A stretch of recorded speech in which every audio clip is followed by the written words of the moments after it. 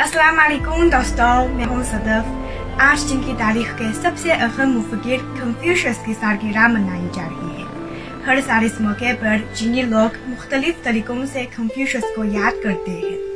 Confucius कौन थे, उनकी फिक्र क्या है और वो चीनी तारीख में क्यों इतनी अहमियत रखते हैं, आज मैं इस बारे में आपको बताऊंगी।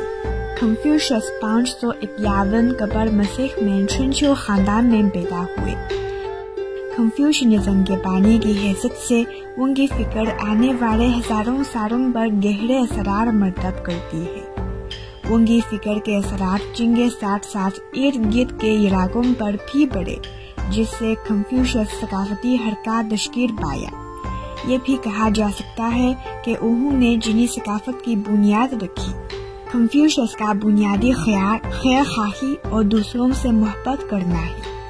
कन्फ्यूशियस के ख्यालात आज भी अहमियत के हामिल हैं। चीनी सदर शी अक्सर कन्फ्यूशियस का हवाला देते थे।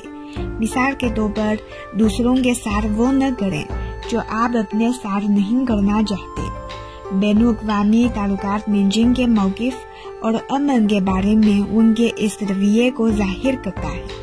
दुनिया के दीगर ममालिक के साथ मिलकर मुश्तरका तरक्की हासिल करने के चीन के अज़्म का इजहार भी इसी फिक्र का हिस्सा है कि अपनी ख्वाहिशात के साथ लोगों को शामिल करें और अपनी ख्वाहिशात तक लोगों के साथ पहुँचे। कन्फ्यूशियस एक अजीम मुफक्किर है। मेरे ख्याल में उनकी फिक्र से सीखना और इस पर आज की दुनिया में अमल करना ही उनकी याद रखने का बेहतरीन तरीका है।